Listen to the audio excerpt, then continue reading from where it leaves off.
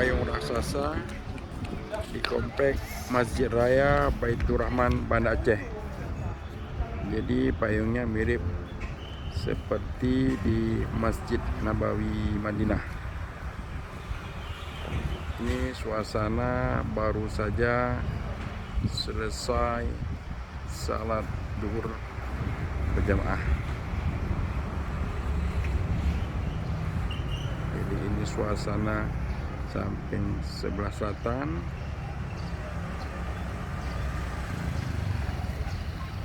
Ini bagian depan, bagian arah kiblat.